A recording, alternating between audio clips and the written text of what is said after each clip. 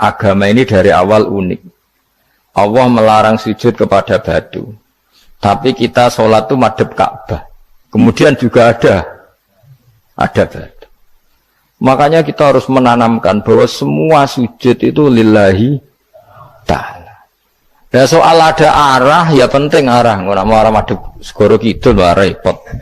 Jadi arah itu mau dipakai kesepakatan untuk menunjukkan kalau kita muslim, arahnya sujud itu ke Ka'bah. Tapi tetap sujud kita hanya lillahi ta'ala, hanya karena Allah. Yahudi. Nabi nanti takut Yahudi, Muhammad, nak langit bumi itu sok ben hancur pas kiamat. Terus manusa sing mati mulai Adam sementara ditakok endi. Jadi nak takok ngono mirip so. Mirip Yahudi. Nak mirip Sugair apa? Nak mirip ngamure. Jadi agama ini selalu disoal pakai akal. Jadi agama tanpa akal ya iso berdiri, tapi kalau terlalu bawa akal itu ya repot. Ya makanya tadi itu pentingnya riwayat. Seorang lagi pentingnya apa? Riwayat. Makanya cara Imam Malik itu gak suka sama agama di logika, itu gak suka. Karena nanti orang yang punya logika terus merasa lebih punya otoritas terhadap apa? Agama. Yo wis sesuai ngono, agama iku angel oleh nerangno sampean agama iku. Sampai saya kita bedheki, Nabi Adam diusir kondi. Swarga. Terus swargane Nabi Adam saiki didakoni.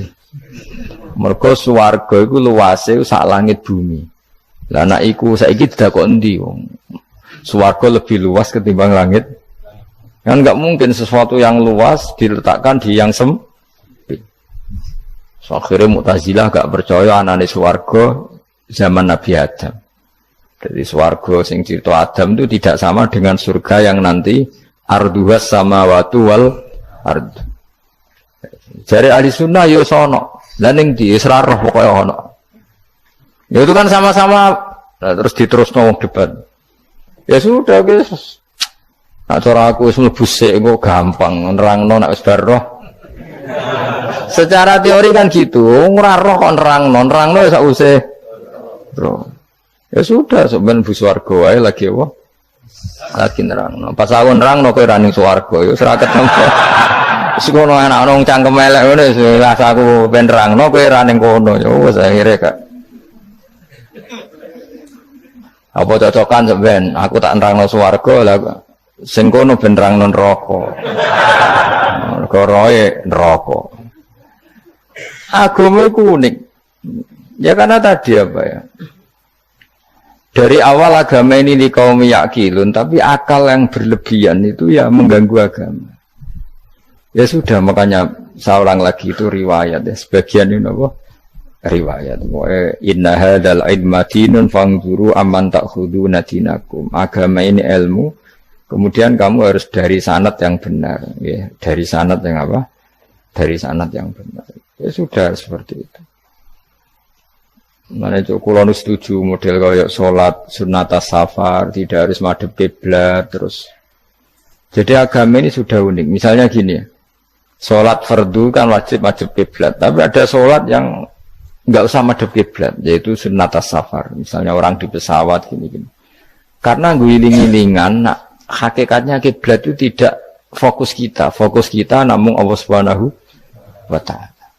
Jadi memang agama, tapi lagi-lagi itu butuh riwayat. Seorang lagi butuh riwayat. Kalau nggak pakai riwayat, terus kayak Abu Nawas kabeh. Karena tadi Amerika, seorang lagi Amerika, itu kalau dibor pas New York itu kena Ka'bah. Lah logikanya kalau arahnya pas itu kan bebas arah. Berarti orang Amerika oleh sholat bebas. Tidak bisa seperti itu, ya tetap anut konsensus ulama sana atau tradisi sana, kiblat itu ngambil arah mana. Karena dia pas. Ya bumi yang ada arah itu secara akal kan hanya rubuk 1/4. Makanya kalau kamu belajar falak itu ada rubuk. Lainnya itu sudah ada arah. Misalnya bumi bulat bola, yang sama atas dikatakan sama-sama di atas. Ya kadarnya hanya 1/4. Lainnya itu sudah dikatakan samping. Makanya seperti Denmark itu ada daerah yang siang itu sampai 3 bulan, entah berapa siklus sekian puluh tahun. Ada yang lebih lama siangnya, sampai 18 jam. Kalau di Eropa kadang puasa itu sampai 18 jam. Ada yang selalu nggak kena matahari, kayak kutub utara, kutub selatan. Nah makanya kalau misalnya sholat itu ngikuti apa? Kalau ngikuti matahari, orang kutub sholatnya hanya maghrib, isya, subuh. Gak wajib poso, orang tahu ono rino misalnya. Ya tidak bisa seperti itu. Jadi kalau nuruti logika kan terus berdebat terus.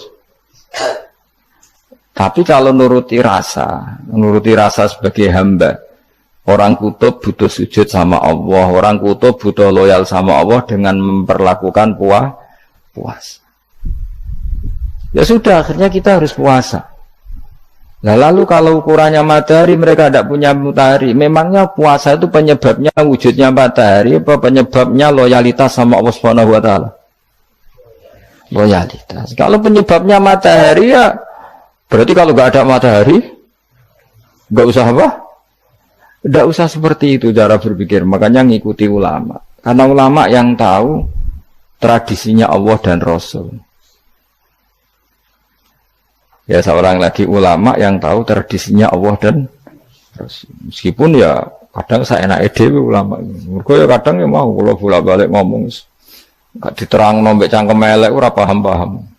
Makanya masyhur itu ada kiai di debat sama orang rodok PKI. Pak Kiai, kalau setan dari api masuk api kan biasa. Terus susahnya apa? Mau materinya dari api itu. Kiai ku mek lemah, sawurna raine. Loro cung, gue sakit. Kau jadi wong kok lemah, kena lemah kok loro. Karena serak kena diterang, no? Manusia materinya kan dari tanah, berarti kena dipendem urip-uripan. Piye sih? Ya loro ya, lah ya jadi kok lemah, kok dipendem neng lemah kok. Karena dijelaskan pakai lisan yang baik, gak paham-paham. Sebenarnya kita ini ingin selalu baik, tapi ada orang-orang diterangkan cara baik-baik itu. Wah. Kayak misalnya ana wong kondo, Gus kula niku bojo kula cerewet ngene-ngene, apike kula pegat dicereweti bojo mbek diarani duda lara ndi. Lara diarani duda isen. Kowe payu rabi dicereweti, ambek ra payu rabi jomblo, sakit mana? Sakit distatuskan jomblo. Malah kena dicereweti sabar prestasi baru.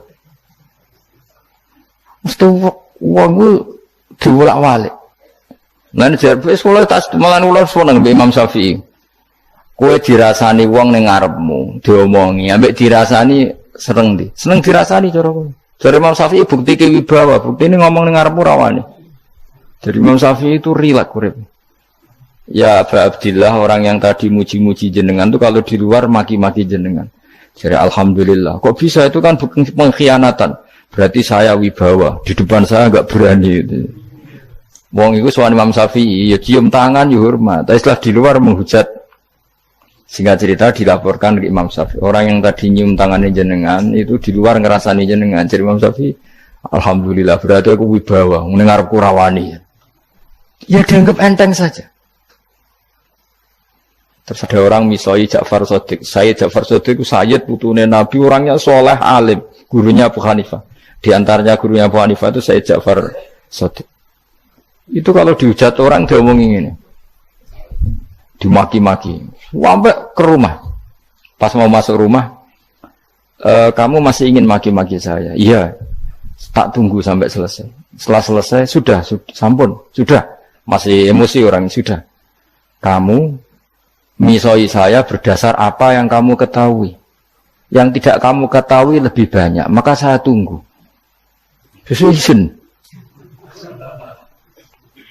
Wisen sampai terus ketika ditanya, kenapa engkau sabar ketika jenengan saya pisui? Orang ini akhirnya tobat, mencium tangannya, mencium lututnya. Jawab saya Ja'far Shadiq ini. Aturahu tu'sokurhan, aturahu yu'sokurhan. Kira nggak paham kalimat itu, tapi tak terangkan. Ben dadi wali. Kowe roh pangeran, ya tahu. Sing durakani pangeran tuh banyak enggak? Yang maksiati pangeran tuh banyak enggak? Banyak. Lah yung pangeran sing di langit bumi wae dimaksiati, apa meneh trimo aku. Akhirnya terus jadi orang-orang soleh itu cara berpikir itu di luar kapasitas kamu. Apa ya? Mereka itu hanya Allah, taunya itu hanya Allah. Aku kan enggak egois, harga diri. Mana ada agama berdasar harga diri itu kalau dalam bahasa Arab disebut hamiyat al-jahiliyah itu gengsi nopo? Jahili. Makanya ketika saya berkali-kali cerita itu, ada seorang ulama dipanggil tetangganya, nom. Setelah sampai situ, sudah kembali, saya tidak butuh kamu. Setelah sampai rumah dipanggil lagi, sudah kembali lagi sampai 3 kali. Ulamanya tetap ceria, tetap nyaman. Ketika ditanya, kenapa engkau tetap nyaman? Wahai pemuda, kamu itu tetangga saya. Kata Allah dan Rasul, nak kue iman be Allah Rasul, kon ngapi itu tonggo, kon ngundang aku teko. Ya seneng nuruti perintahnya. Ketika kamu nyuruh saya kembali, ya saya kembali. Memang itu keinginan kamu. Kue tanggaku, aku kon nurut be tonggo. Aku ora urusane be kue. Aku mau nyaman be perintahnya. Oh, nangis pemuda tadi itu tobat. Kalau kamu kan warga diri, orang kok dipimpong. Ini gak bakat wali blas ya. Jadi orang dulu itu nyaman. Karena pikirannya namung Allah Subhanahu wa ta'ala.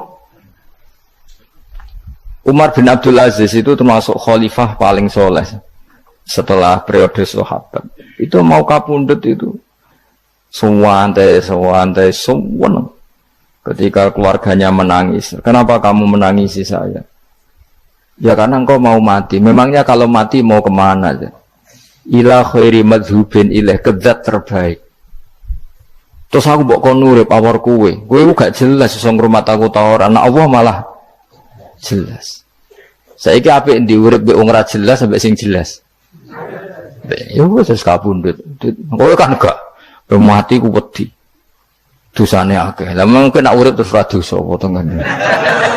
Gaya tok asline. Dosa kula cek kathah Gus kok mati terus. Ya malah apik mati kira dosa meneh. Biasa wae nek apik mati biasa karena potensinya kamu urip suwi iku dosane apa taat meneh. Ya jawab. Potensine. Dosa meneh apa taat meneh? Apa ya dosa ya taat. Terus pas mati pas taat atau pas dosa? Ya ora usah ngono biasa ya. Apik mati ae matur pangeran Gusti nak saene mati nggih. Mati mawon nak saene urip nggih. Remawon Gusti semua anut jenengan wis. Zaman kula urip sing ngrumat nggih jenengan mungkin sampean mati bisa ngelola nggih napa? Jenengan pun donya sing ngurusin jenengan. Kan sebenarnya kalau kita berpikir gitu kan nyaman. Zaman kamu hidup yang mengendalikan jantung, paru-paru, oksigen juga Allah. Dan kamu enggak tahu caranya, tahu-tahu hidup. Tapi setelah mati dikubur kamu iskal. Lalu sistem pernafasan saya gimana setelah saya mati? Memangnya zaman yang dunia kowe roh. Oh karena ada oksigen, nah, terus oksigen wujudnya karena apa? Kok ya roh? Oksigen dari zat gini lah, zat itu kok sopo ya roh? Mau gaya tok ngomong mau tetep akhirnya roh. Nanti kadang lo gawak biung goblok seraro kabes dari awal mau bawa alam, semoga ikut gak usah nerang. Nah, artinya gini, kalau zaman di dunia kamu tidak bisa mengelola diri kamu sendiri, juga sama setelah mati tidak bisa mengelola diri kamu sendiri. Semua itu al-amru biyadil lah, semua itu dalam kekuasaan Allah Subhanahu wa ta'ala. Ya sudah, alaihi tawakkaltu wa ilaihi unib. Ya sudah, kita pasrah saja dan kita hanya kembali kepada Allah Subhanahu wa ta'ala. Ya sudah, itu agama. Tidak bawa logika pakai akal. Wah, itu orang mati itu sudah nggak bisa apa-apa, sudah jadi tanah gini-gini. Ya, masalah TK yang ngerti, nek jadi tanah itu tidak bisa apa. Tapi masalahnya kita ini dikendalikan oleh zat yang bisa mengelola semua. Yaitu Nabi Adam diciptakan juga dari tanah. Ya sudah, hanya berdasar riwayat itu yang kita akhirnya meyakini setelah kita mati juga bisa hidup lagi. Tapi rasa khawatir, iblis itu ya iblis ya lemah. Nyatanya ya kowe tetap ngaji jalalan. Berarti orang sukses menyesatkan. Kodang di kowe iblis. Ya kodang sampeyan kon ra ngaji tetap ngaji. Dikon paham tetap ora paham berarti iblis itu enggak keren loh. Betul, saya setiap melihat orang sholat itu menyaksikan kekalahan loh iblis. Jadi iblis itu ya kalah orang kok hebat ya ora. Biasa mawon, ora usah sing hebat sing namung pangeran. Dari awal iblis wis menyerah ngadepi orang sing ikhlas. Ikhlas itu dimulai dari awalnya. Cara bahasa NKS pokoknya hilir sampai hulu sampai hilir itu kudu ikhlas kabeh. Misalnya kita duit, yakin nah iku wae Allah. Sehingga kita ketika ngasihkan orang itu kamu nggak merasa itu milik kamu. Sehingga nggak gampang ngundat. Selagi itu kamu benar keduanya awalnya salah itu masih mungkin tidak ikhlas. Uang ini milik saya, tak kasihkan kamu dengan ikhlas. Kalimat milik saya ini menjadikan suatu saat kamu jadi undat-undat karena milik saya. Tapi kalau ikhlasnya dari depan, uang ini milik Allah, ilmunya bahak milik Allah, terus tak kasihkan kamu juga hambanya. Dari awal kan merasa lah saya tidak punya apa-apa. Tapi selagi saya ikhlasnya hanya separuh, ilmu saya tak kasihkan kamu karena Allah, berarti masih potensi enggak ikhlas. Ya, jadi kalau ngelatih ikhlas itu harus dua-duanya.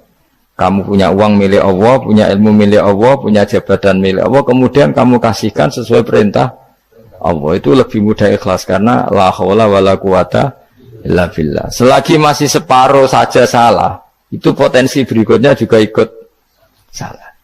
Misalnya aku ngurmat yatim kok ikhlas, duitku tak kena. Kata duitku itu menjadikan suatu saat. Dulu tak rumat loh, saiki jebule lali aku. Tapi kalau alhamdulillah saya pernah digerakkan Allah ngurmat yatim dengan milik Allah juga. Sehingga kita sekedar pernah melakukan ketaatan ini senang. Enggak penting berikutnya anak yatim ini nanti peduli kita apa enggak, enggak penting. Itu ikhlas ya. Ikhlas itu sesuatu yang semuanya lillahi ta'ala. Ya, inna sholati wa nusuki wa mahyaya wa mamati lillahi rabbil alamin. Itu masyhur itu khilafnya ulama. Apakah malaikat itu termasuk umatnya Kanjeng Nabi Muhammad sallallahu alaihi wasallam? Ada ulama yang mengatakan cara pandang Nabi diutus itu untuk mensolehkan yang tidak soleh atau mensolehkan yang potensi tidak soleh. Kan orang itu ada dua, ada yang memang tidak soleh disolehkan, ada yang potensi tidak soleh. Sebetulnya sudah soleh tapi potensi juga tidak soleh, terus disolehkan. Nah, malaikat ini kan tidak berpotensi maksiat, sehingga enggak butuh nabi. Seorang lagi, malaikat itu kan enggak mungkin enggak soleh, selalu soleh, berarti enggak butuh nabi. Itu cara pikiran Imam Suyuti, sehingga dia mengatakan Quran itu memperingatkan semuanya kecuali malaikat, karena malaikat tanpa diperingatkan sudah soleh. Tapi kata ulama yang lain tidak seperti itu. Malaikat tetap senang sebagai umatnya Rasulullah Shallallahu Alaihi Wasallam karena butuh status tasyrif. Tasyrif itu keren.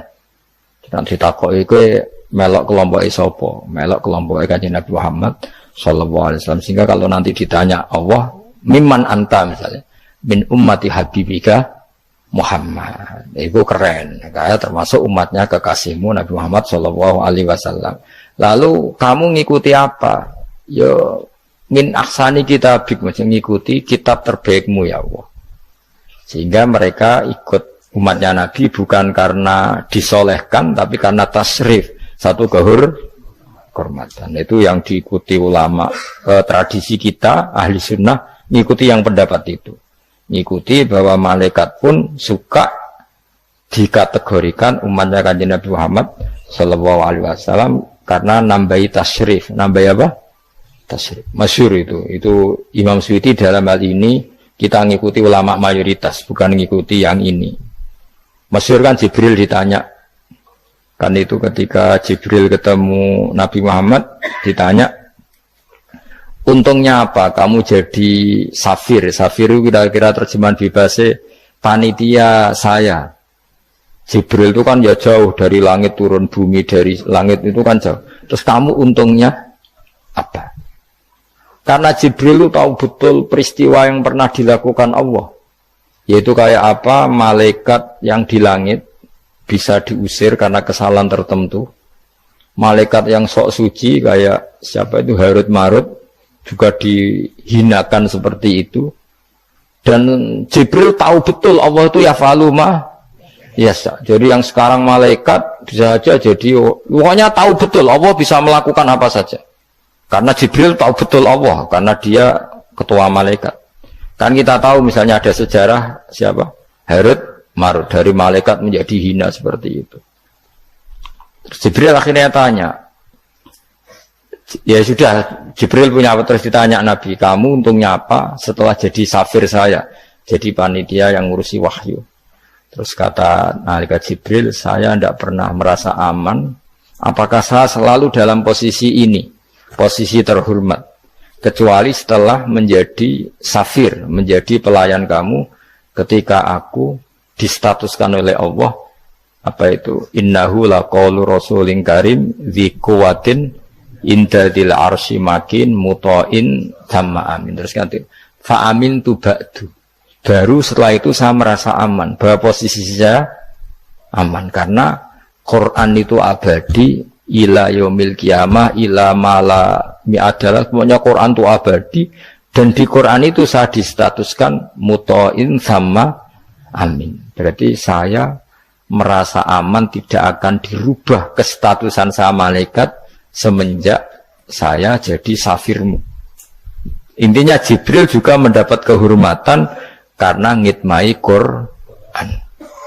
Paham ya? Makanya kita di sini mengatakan ini pendapat Imam Suyuti, tapi hampir semua ulama berpendapat apa?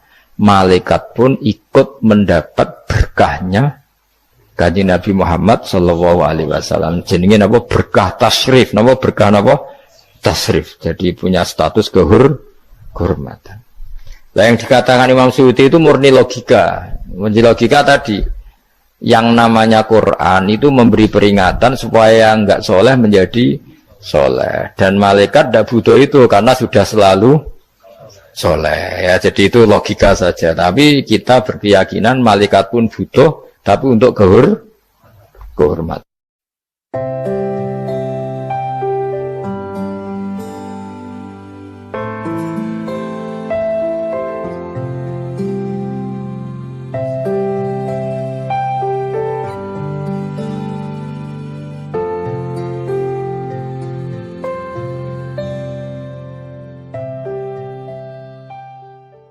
Agama ini dari awal unik. Allah melarang sujud kepada batu. Tapi kita sholat itu madhep Ka'bah. Kemudian juga ada batu. Makanya kita harus menanamkan bahwa semua sujud itu lillahi ta'ala. Dan soal ada arah, ya penting arah. Nggak mau arah madhep segoro kidul, repot.